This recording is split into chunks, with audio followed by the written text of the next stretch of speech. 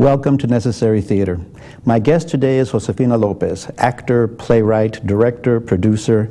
Most recently, her play Real Women Have Curves was released as a very successful independent film of the same title, which she co-wrote the screenplay for. We're going to start with a clip from that movie. So this is what I look like. Qué bonita. Tomorrow you come to work with us in the factory. What?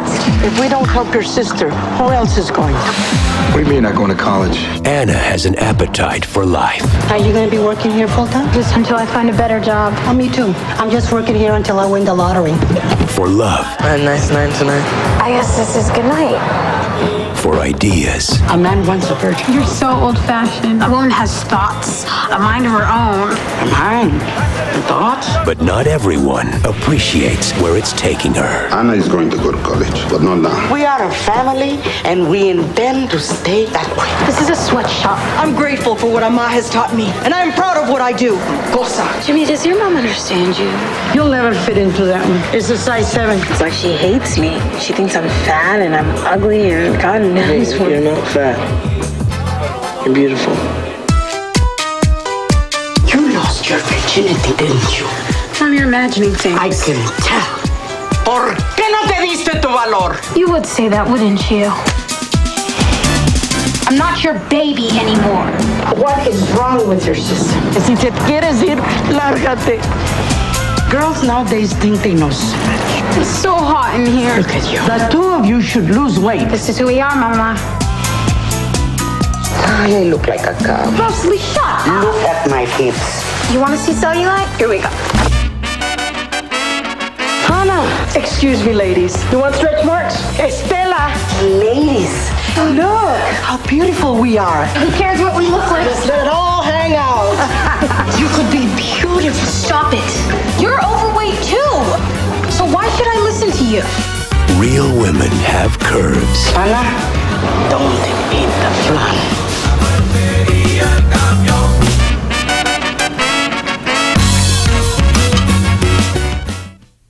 That movie has really changed your life, but before we go into the movie and the evolution of it as a screenplay, tell us a little bit about how you started writing plays. I think I started writing plays because I couldn't go see a psychologist. I think it was therapy. You know, when I was a little girl, I knew there was something different about me, and I think I couldn't name it. And so I would tell my mother that, you know, I think I need to go see a psychologist, and she would tell me, "Ay, estás loca, what are you, crazy?" Mm-hmm.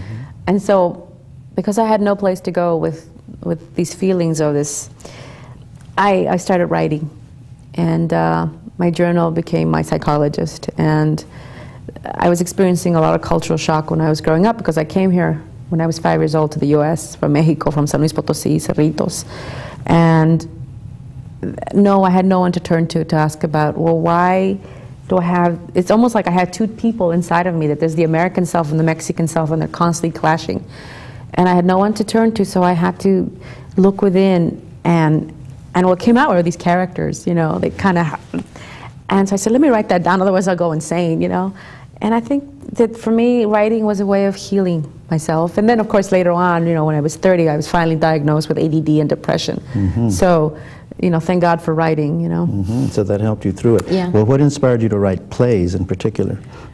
I was always writing everything and anything. And I think I started writing when I was like 5 years old, because writing is not just about sitting down and putting pen to paper and coming up with words. Writing is about telling stories.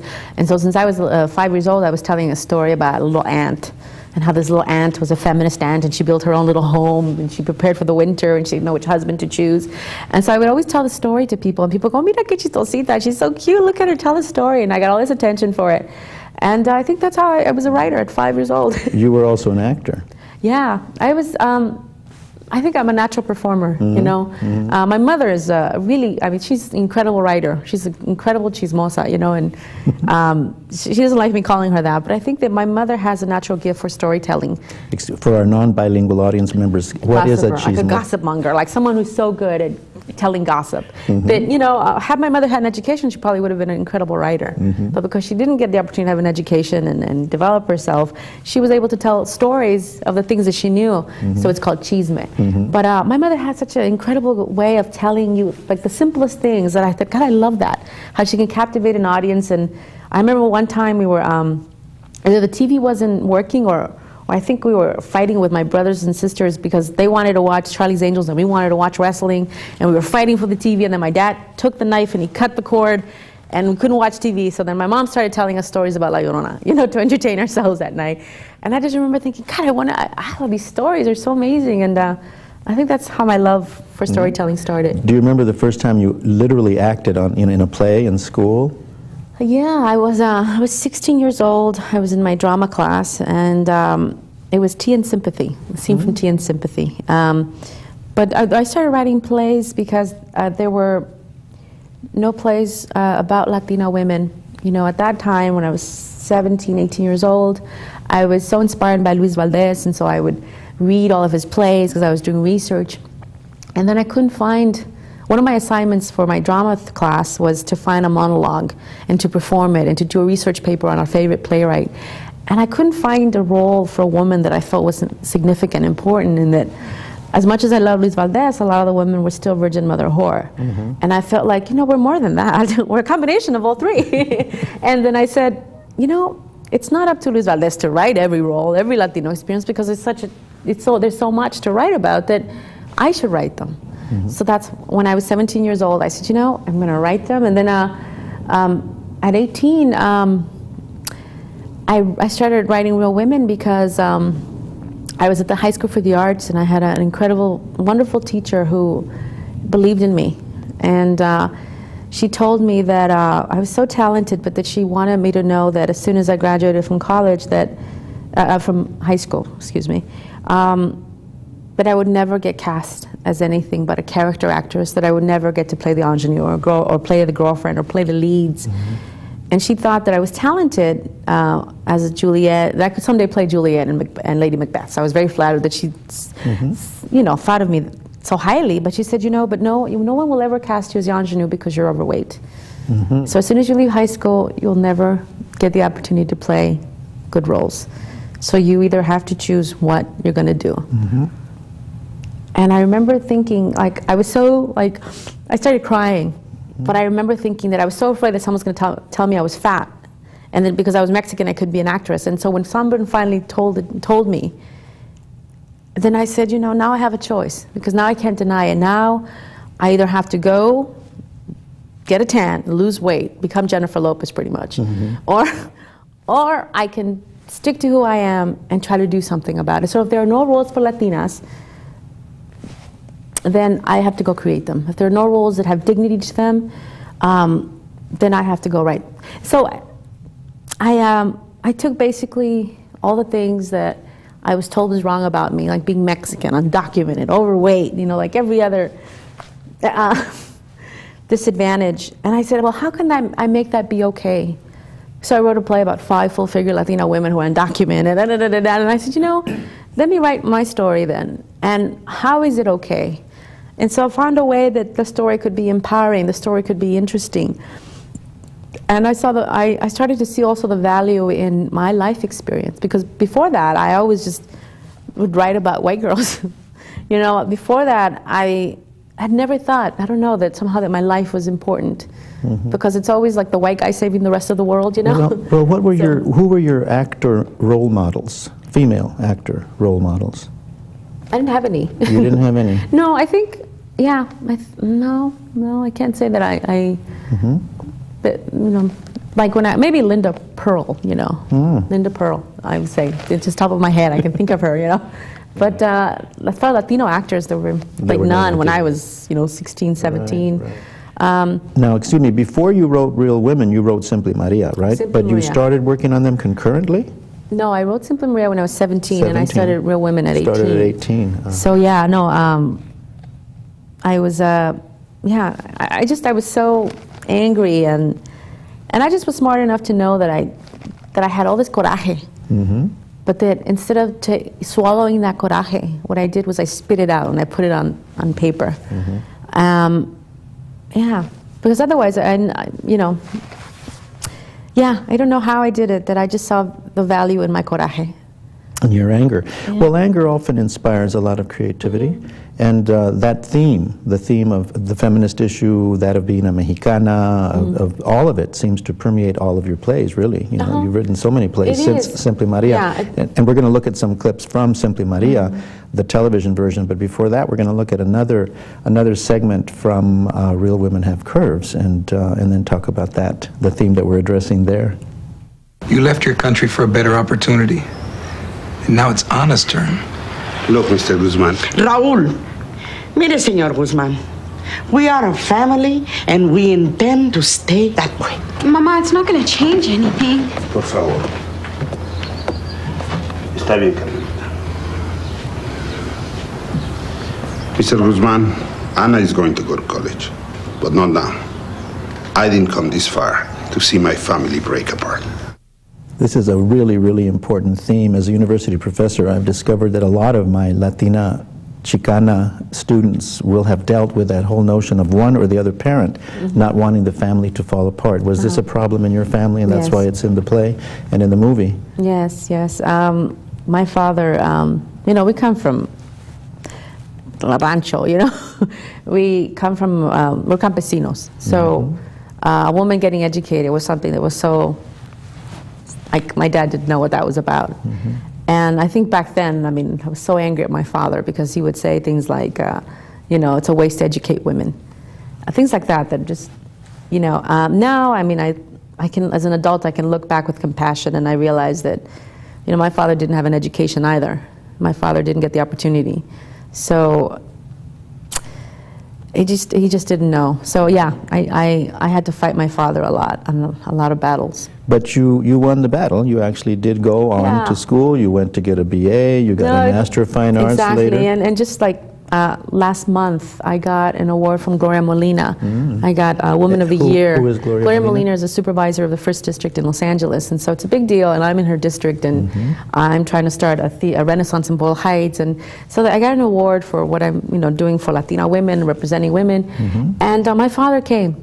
Before, my dad used to boycott my events, and he came and he sat at the table, and I remember him hugging me and taking a photo with me and Gloria Molina, and I just finally felt like he finally got who I am.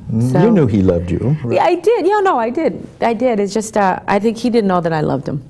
Oh, really? I think we finally had that wonderful talk a couple 2 years ago, where I think he finally understood me, and I understood him. One of the questions that those of us who study theater and its adaptation into film that I wanted to ask you is the adaptation. The play is one thing. Theater is a medium that, you know, is very demanding in terms of where you can go with it, how many scenes can you have.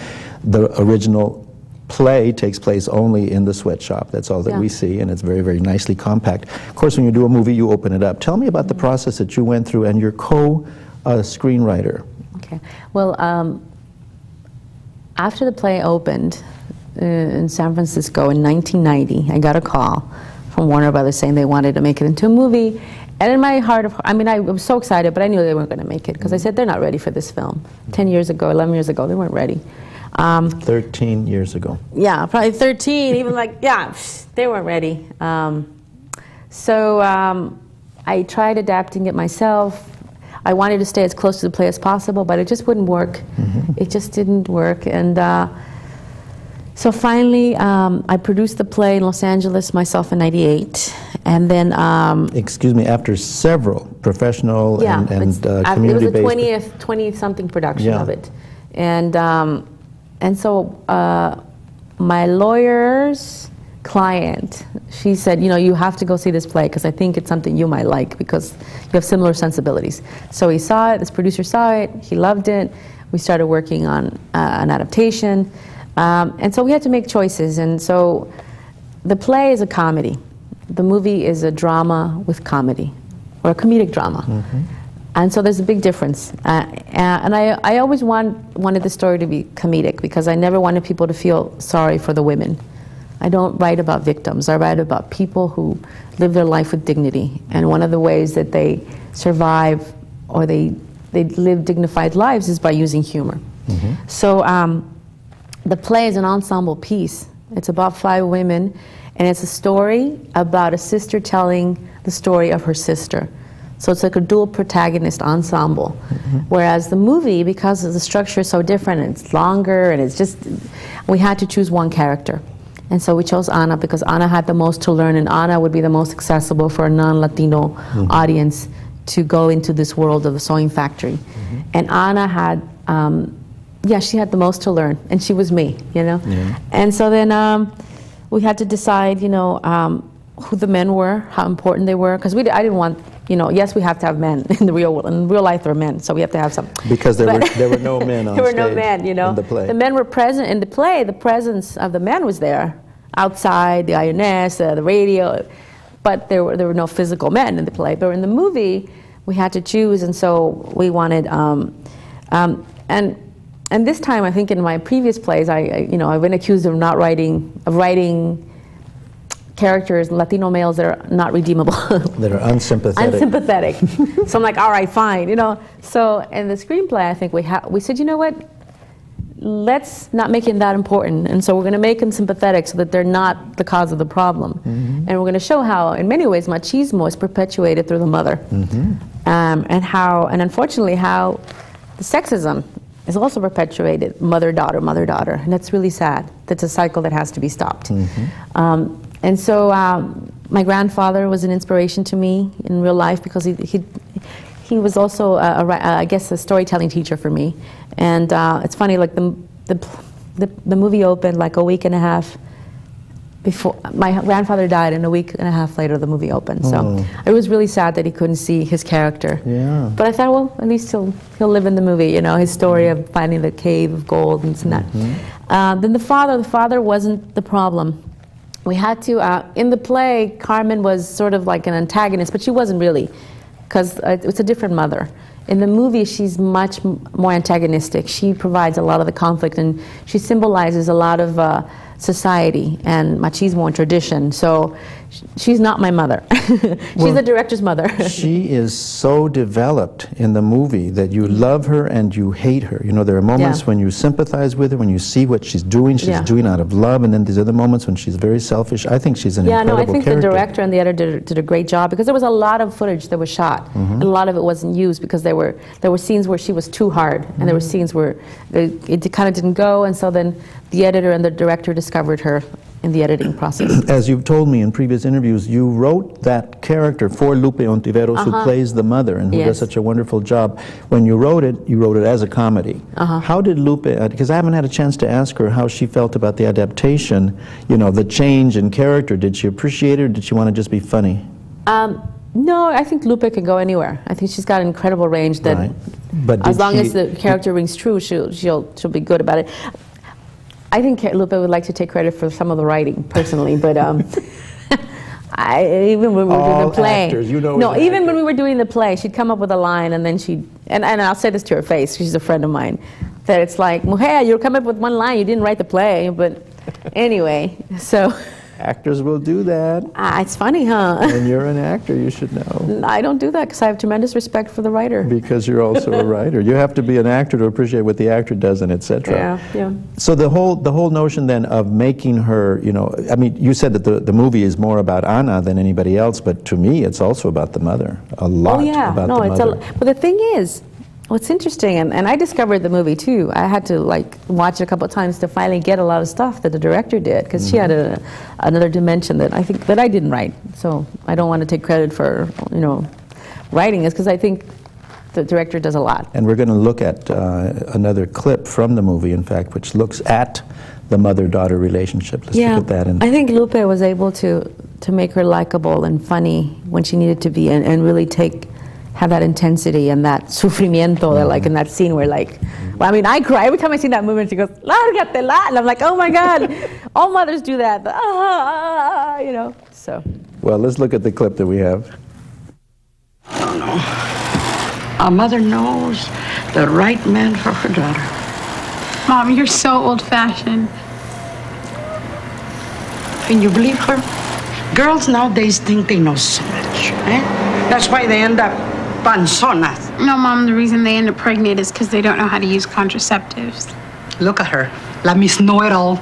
Your husband's not gonna like you knowing so much. Why? A man wants a virgin. Why is a woman's virginity the only thing that matters? A woman has thoughts, ideas, a mind of her own. A mind and thoughts. I don't want to spend the whole time talking just about Real Women, as important as it is and the millions of people that have seen it.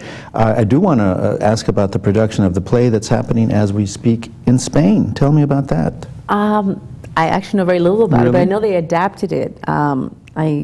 Lupe's friend is a theater director, and his wife and him have adapted it. But I think it's Cuban actresses who are undocumented in Spain.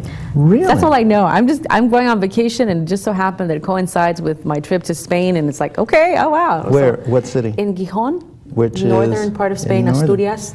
So I'm like, okay, anything goes, sure. Excellent. Well, you have to tell me what, what. Yeah, no, Okay.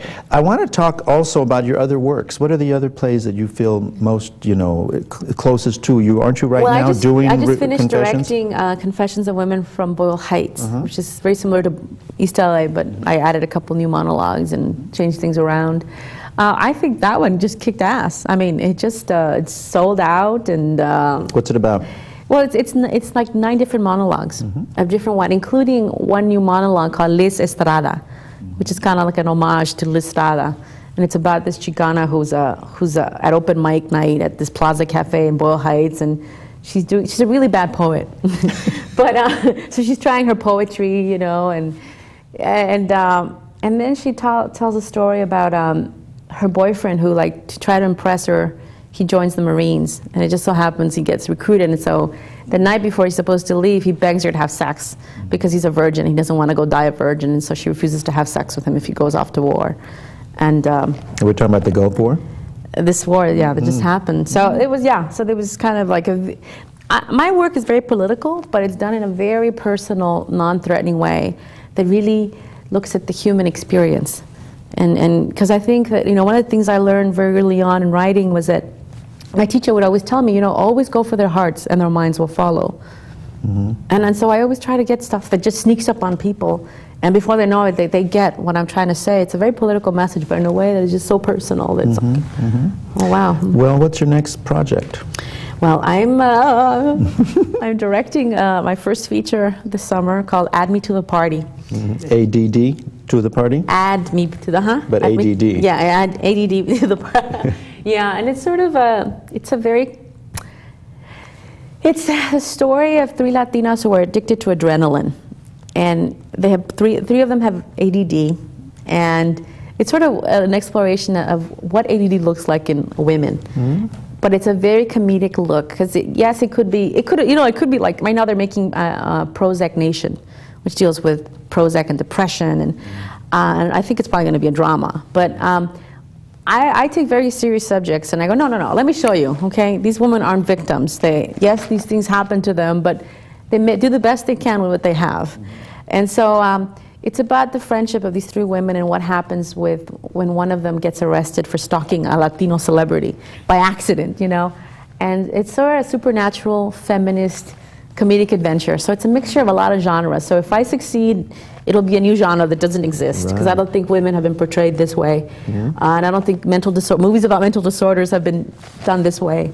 This way? How is it different? Well, because there have been movies about mental disorders. Oh yeah, no, but they're usually dramas, and you usually see people like, And this one has a very different take.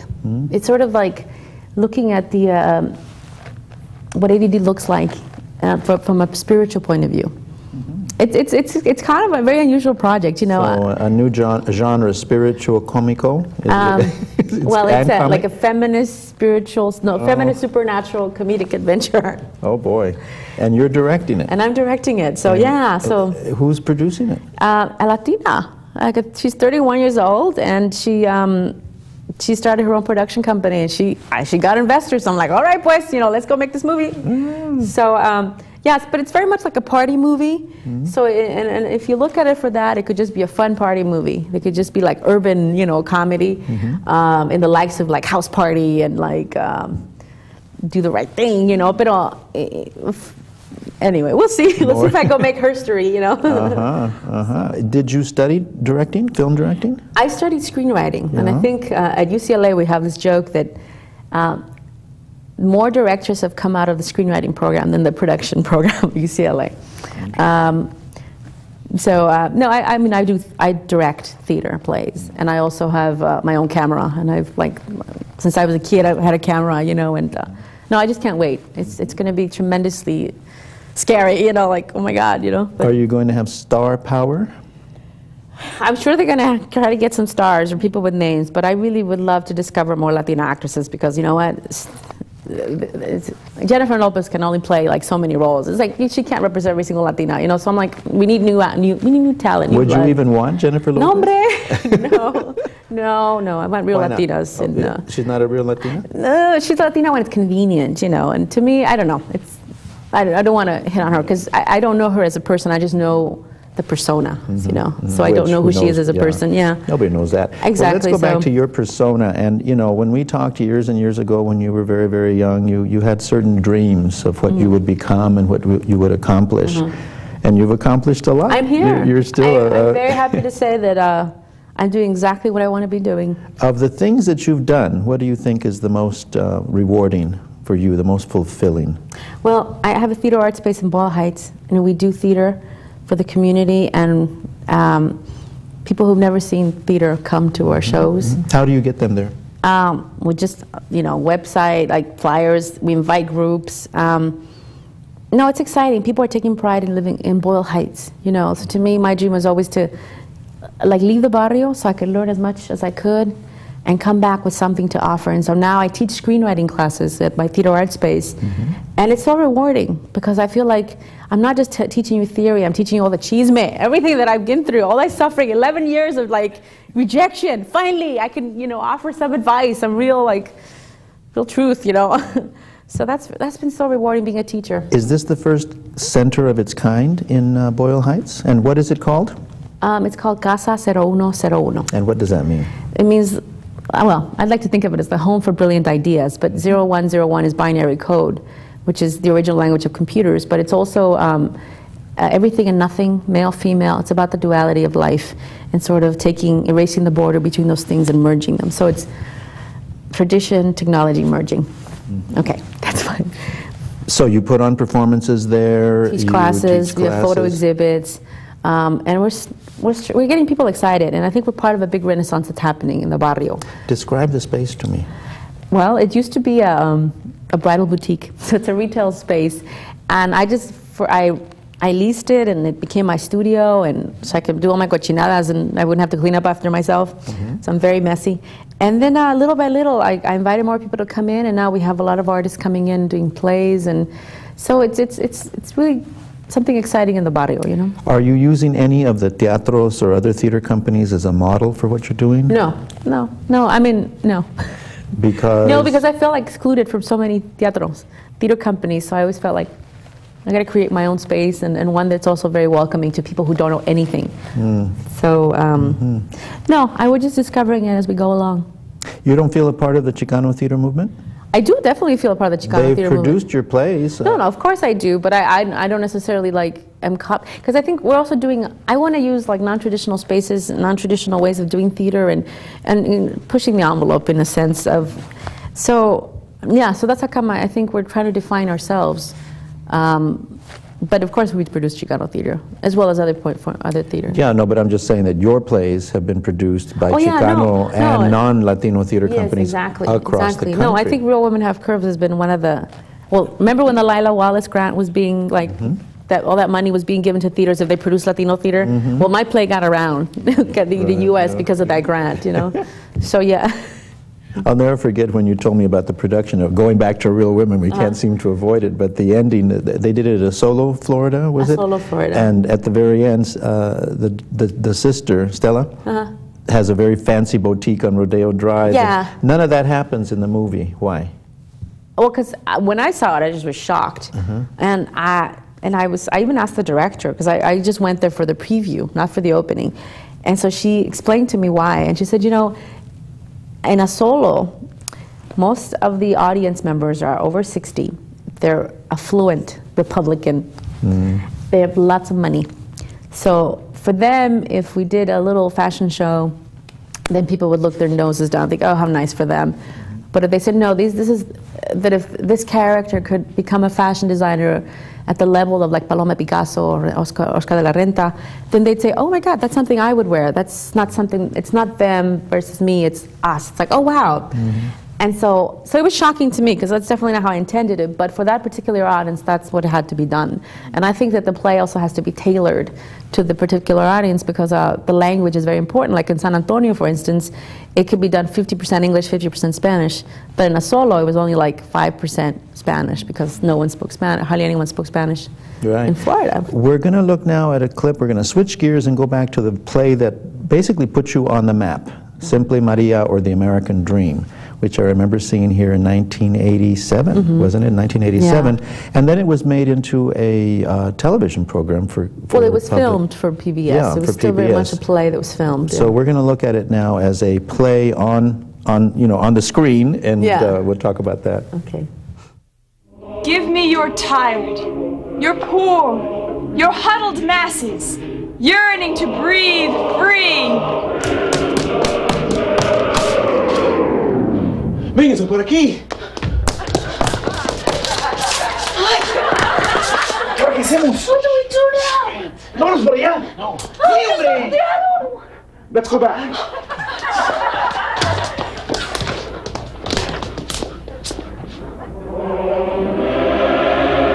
I give you life, liberty, and the pursuit of happiness for the price of your heritage, your roots, your history, your relatives, your language. Conform, adapt, bury your past, give up what is yours, and I will give you the opportunity to have what is mine. Pues bueno, if we have to. It sounds good.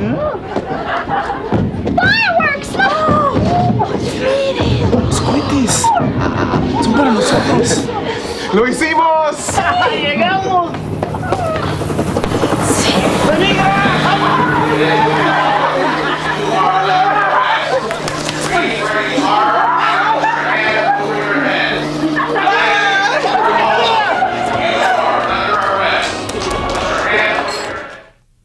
I'll never forget when the Statue of Liberty, instead of shining her light up there, uses it as a flashlight to to help the migra get the Mexicans. That is such a wonderful moment. And the play basically states a lot of the themes that you're going to begin to develop later, and to express more, shall we say, sophisticatedly, the whole notion of feminism. You were very, very young to be a feminist, but you said you started as a feminist at the age of 5, so now I know where Simply Maria emerged. But one of the major themes, and one of the reasons I wanted to look at that particular clip, is the whole notion of immigration, because this too has permeated a lot of your writing, what it is like to have come to this country, legally or illegally. I think that Americans think it's very simple to just go to another country and plant yourself, and it's not.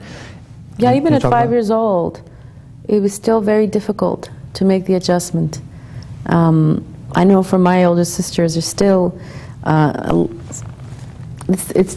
they're not quite acculturated. They're still, it is very painful to leave your country.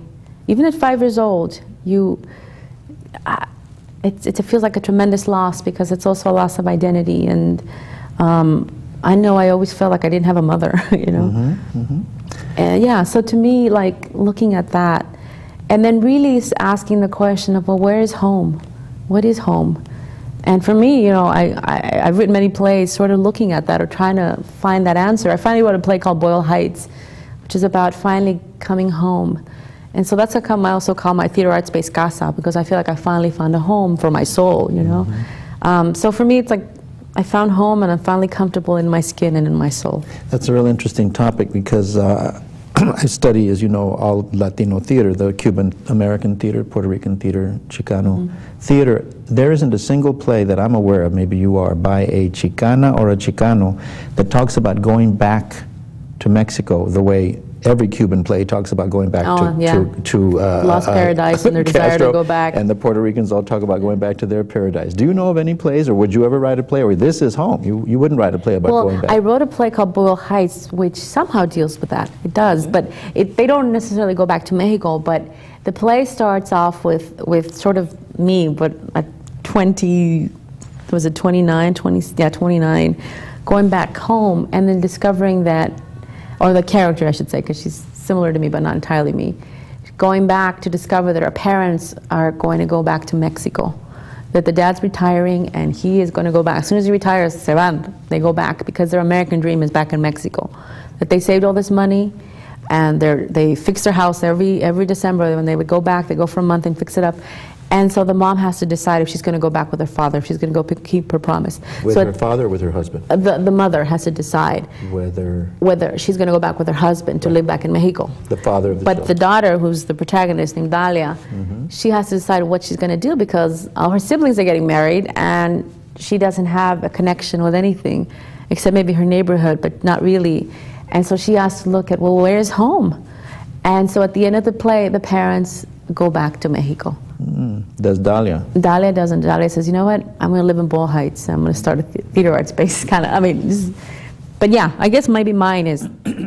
Well, that was your parents' fantasy, and didn't they do that? They've moved back? Yeah. They live in Mexico now. They live in Mexico, yeah. That was a lot of the people who were fleeing the revolution in my dad's time were all talking, you know, they were going to go back. They were going to go back, and then their children were born here, just like Dalia. Yeah. None of the kids go back in this play, Boyle Heights, then? No. Yeah. No. So home for you is where you are now. As an artist, how do you feel accepted by the community of Boyle Heights? Oh, I feel really happy that like people at the post office know who I am, people at the burrito stand know who I am, and I just feel like I belong. And you know, when people are scared to go to Boyle Heights because they're afraid of drive-bys, like, oh, you know what? I just act like you belong, and no one's ever bothered me, you know. No, I feel very happy there because. Whatever, you know, like I'm at places where people be like, oh my God, I did my PhD dissertation on your work. Oh, you know, that it's nice, it's flattering, but it's nice to go back to the barrio and kind of like, hey, how you doing? Oh, okay, you know, people don't know who I am, and it's kind of nice just to. Well, now you've hit an interesting academic button here. There has been a dissertation on your work? I'm sure. I mean, there are articles. But well, I would say that like my play is included in like so many dissertations. Oh, sure. I've had a lot of like. Yes. So I feel like, oh, that's wonderful. I'm flattered. I'm glad I'm not dead that people are studying my work, you know. Yeah, no, that's a very important contribution. I think one of the most important services that you've given to the community, in fact, has been your presence. Wherever I've seen you speak, you're a motivator. That must be very satisfying to you. No, it is because, but the great thing is that no matter where I go, I always get to be myself, and that's good enough. And I just go like, yeah, I don't have to do anything. It doesn't take up a lot of energy to do that because it's just being me. You're going to be speaking tonight to an audience here at UCSD, and it doesn't make you nervous? No, I don't. No, because I just try to connect with people, and eventually to the point where the audience is just one person, and I just having an intimate conversation with 500 people. An intimate conversation with 500. Well, I saw the movie last night, Real Women, here on campus in our student center, and it was packed with 500 people, a lot of Latinas and Latinos, in fact. That's and wonderful. They absolutely went crazy for it. And they saw it as a comedy. You know how you had said the play is a comedy and the movie is not. There were a lot of wonderfully comic moments in the movie. Yeah, people should laugh. And I know that like when like the movie has been shown to like non-Latinos, they're not sure if they can laugh, so they're like very respectful. But then there's a Latino that's like, you know, like, and they're like, oh, I guess we can laugh. Oh, okay, it's kind of funny. Oh, all right. Yeah, no, it should definitely be seen as it's a comedic drama. You know, there are very dramatic moments, but yeah, no, I want people to laugh. I think as I go further in my work, I would love to do spoofs. I think if I succeed as a director, I would love to be a spoofologist. Well, didn't you write for In Living Color for a while? Well, no, not In Living. I wish I'd lived for Living. It was Living Single. Oh, Living Single, yeah. But I did work for Culture Clash, the sketch comedy show, so I did get to do a little bit of that. How did that work? How do you write for Culture Clash? Well, how did I do that? I would just turn in sketches. I was on staff, and you know, they would produce a few of them. Do you remember any of them? Yeah, I remember one of them. I was, I think, the only female on staff as a writer, producer. And we all went out to lunch one day, and I think we'd been working on a sketch about this babysitter who was doing poetry, and she was doing a poem about castration. And I just remember, like, and so we went to lunch before we finished the sketch. So when I went to lunch, I was the only female writer at the huge table with like 12 men, and they were all talking about sports. Latino men, Anglo men? No, the few Latino men, most of them were like non-Latino, like Jewish American writers for this Chicano comedy, right? And so I was kind of bugged. They were talking about sports, and I was like, let's talk about something that we can all talk about. And then, so then I just threw out, I just said castration, castration, castration, and all of them stopped. They were like, and they like immediately got their attention, and then they said, oh my God, isn't that terrible what Lorena Bobbitt did? Oh my God, how scary, like, what do you know, your girl? They started talking about Lorena Bobbitt, and I was thinking, gosh, you know, if I was an entrepreneur, and this is, what would I do? What kind of product could I come up with that could make men feel safe at night, you know? And so I came up with this sketch about like the club for men. So they like put it on, they lock up their crotch at night like a car, you know? And that way, like, and then, like, so then basically I played Lorena Bobbitt basically, and then I got pissed off at my husband, and then I came out of the bathroom with these big clippers, and then the commercial would say, stop, you could do something about this. Hi, I'm like Officer Lopez, and here I'm telling you that you could, you know. So they have the club, and you can, and then they bang on it, and you can't get to it, and anyway, it was one of their most popular sketches. I can imagine. Now, what happened to that series? Why didn't it go on, do you know? Well, I think because it was only being shown in a few markets, and I don't know. I'd rather not say. I have my theories, but I'd rather not say because I respect their work a lot. Okay, we won't get into that. I won't get into that. There are two very successful George Lopez show, Who Plays the Teacher, the wonderful teacher in Real Women, and Greetings from Tucson. How do you feel about those two shows? I am so glad.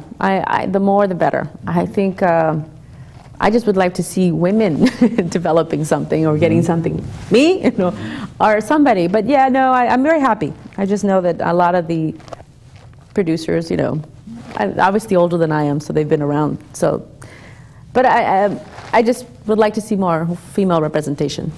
But I know I'm just very happy about it, and I'm working on a pilot called MacArthur Park for Showtime, and.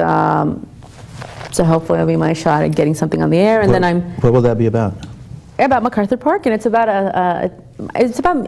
What is MacArthur Park? MacArthur Park is sort of a look at that environment, because in MacArthur Park you can get everything fake, like Social Security, any document you need, and also MacArthur Park it's a very interesting area because it's just full of immigrants. It's Central American, Salvadoreños everywhere. In Los Angeles. Yeah, and it's also the Mexican consulate is just across the street. And it's a very vibrant area, a lot of immigrant energy, you know. And so it's about this Latina who's kind of a paralegal receptionist who kind of 29, and she's very, very single, and she's very much a humanitarian and always trying to like set people up, you know, who are undocumented, becoming like a Cupid and like, okay, you need a green card, you know.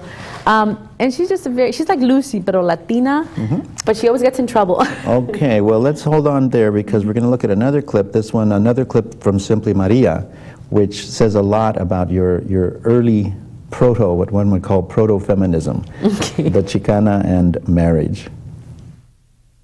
Marriage is sacred. It is the unification of a man and a woman, their love and commitment forever and ever and ever, no matter what. Now let's begin.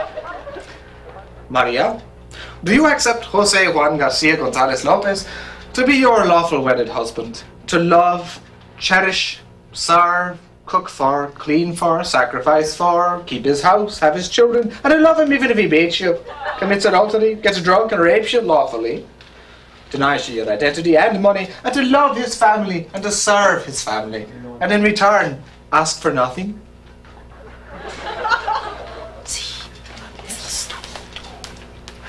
I do. Very good. Jose, do you accept Maria Garcia Gonzalez Lopez to be your lawful wedded wife to support? Simon, yes. Good. Well, if there is anyone here who's opposed to the union of these two people, speak now or forever hold your truth. Do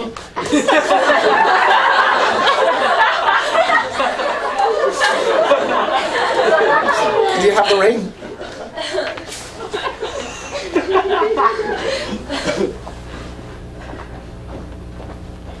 5, 6, 7, 8.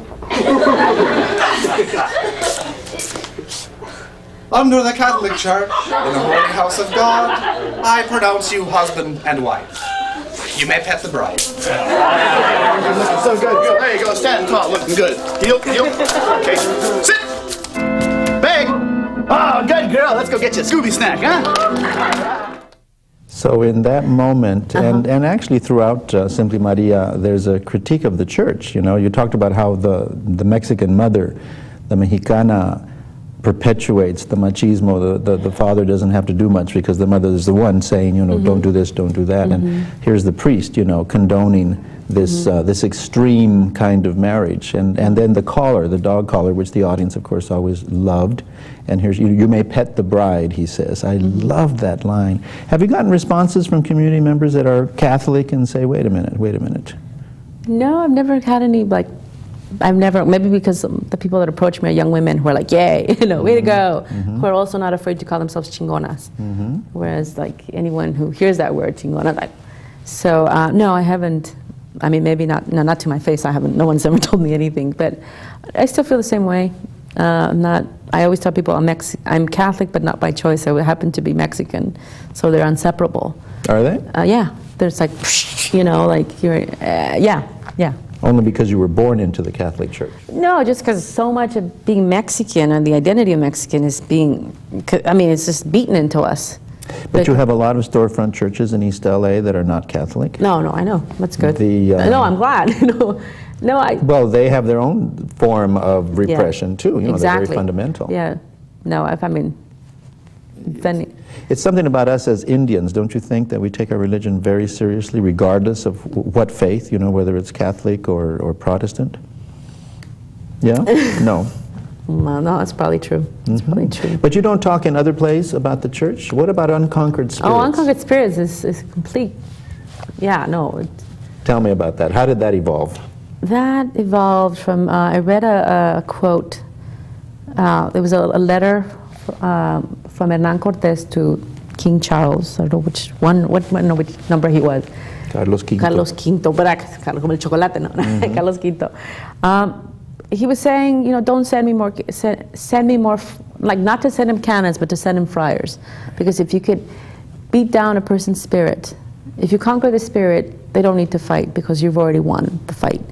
And so to me, I go, wow, you know, to be a conquered person is to have your spirit beaten down. And I just thought, wow, what incredible strategy. You know, you don't need any cannon, you don't need weapons. You just tell them they deserve it, and then they'll believe it because they've been. Oh, so that quote just made me go, you know, because I started to see how, like, no one needed to beat me. I was already beating myself, you know. No one needed to tell me, look, you can't do that because you're Mexican, because I already believed that I couldn't do that. And I started to see how a conquered person, how their soul has been conquered, and so I wrote that play in a way of like taking off the chains. And liberating La Llorona, in a sense, you know, within me. How many La Llorona plays are you aware of in our communities? I mean, had you read any? No, not plays. I know I read the novel by Anaya, Rodolfo Anaya. It's a short story. Yeah, the short story. Yeah, I read that. But also my mother told it to me. Oh, everybody knows La it. Llorona. So I basically, I, you know, did my own research, read the history of the spiritual conquest of Mexico. It was the book that I read. It kind of put it all together for me, and so, yeah, it was a way of looking of this unconquered spirit of women, and it was also a way of owning the great-great-grandmother that got raped, and looking at that for what it, and you know, of course, this play, when I wrote it during the quincentennial, to kind of look like, have people look at this. And so why can't we see, I guess it was the encounter and the discovery, but it was also the rape of all these women. A lot of your plays have been published, in fact. Are you finding out about different productions in different venues? Yeah, I do. I get a report. Yeah, tell me, where are they being? Whatever, from dramatic. They've been like Texas loves me. Texas and New Mexico and Arizona, places like that. You know what? I was looking at the play. I was thinking, man, I need to write another play. Right now I've been so busy with screenplays and all these, you know, which is wonderful. But I go, God, I'm itching to write another play. Well, So. you don't necessarily want to follow in Luis Valdez's footsteps, although you are, you know, from playwright to filmmaker, and, you know, he's had his hard knocks in Hollywood with 2 experiences, and he's back to writing plays. He told me that, you know, that Hollywood is just, you know, too much, and that as a playwright, you have a lot more control, let's say, you know, over what you do, but nobody sees it. Yeah, exactly. Unless you go to, I mean, you couldn't, if you ran 5 years on Broadway, you might get an audience of one night of a movie showing, you know, across the country. Yeah. Does that trouble you, because as you go into film? No, because, I mean, I did, like, there was 2 really intense years of my life. All I did was write pilots for TV that didn't get made. That really devastated me. And I took 2 years off to go find myself, go do floral design.